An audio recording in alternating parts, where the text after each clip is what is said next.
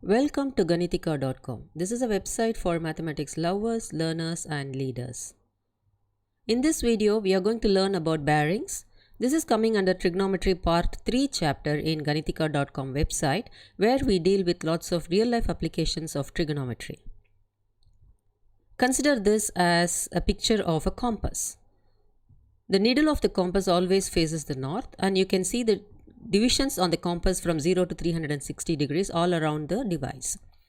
This compass is used to measure angles from north clockwise towards the direction that we want to measure. Say if we want to measure the direction from Paris to Frankfurt, we keep the compass at the starting place Paris and the needle coincides with the north at that place.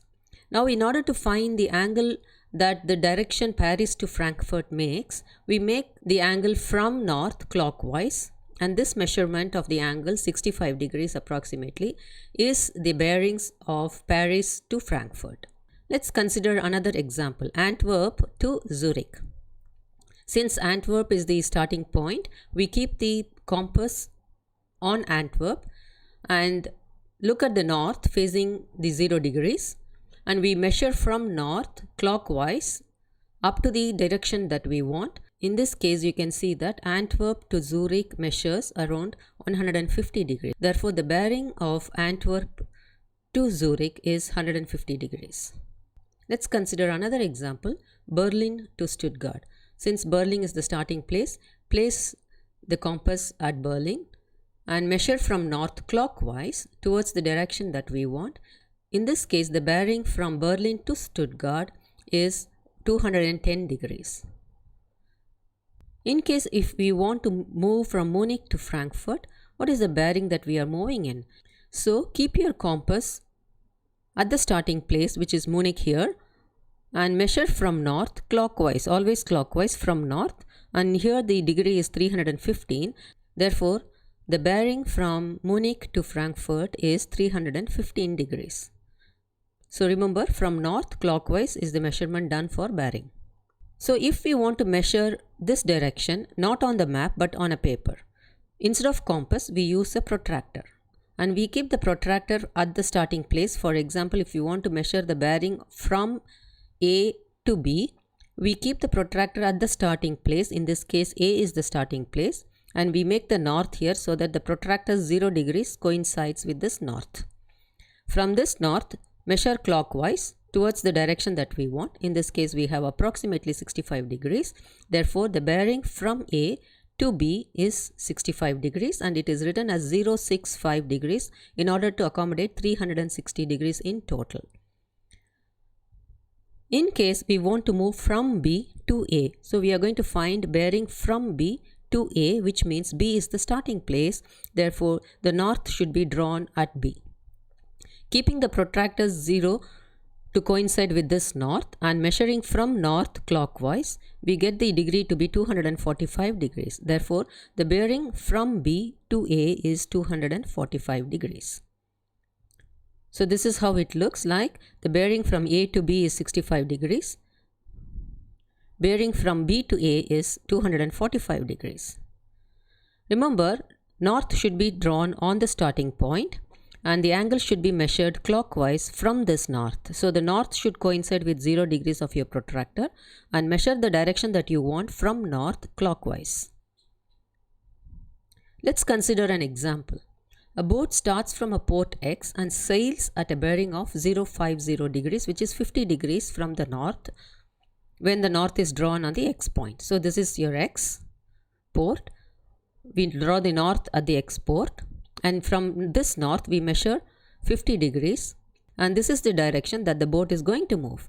So in order to measure 10 kilometers in this direction, we use a ruler and we will use the scale of 1 centimeter equal to 1 kilometers. Therefore, we will mark 10 centimeters in this direction.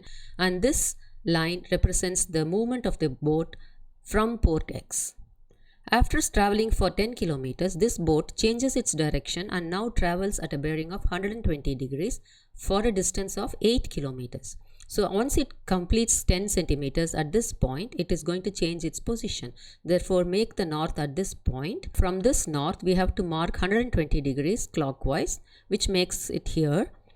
And along this path, we have to mark 8 centimeters because the boat is traveling for 8 kilometers. We have taken 1 centimeter as 1 kilometer. Therefore, along this path, the boat is traveling for 8 kilometers, which is 8 centimeter in measure here. And at the end of this travel, it's reaching another port Y, which is here. Now we have to find the bearing of port Y from port X, which means we have to join this X and Y. So what is the bearing of port Y from port X? Therefore, the protractor should be kept at port X so that the north coincides with 0. And measuring from north clockwise towards the green line, we get that the bearing is approximately equal to 80 degrees. Therefore, the bearing from X to port Y is 80 degrees. Let's go further into this example.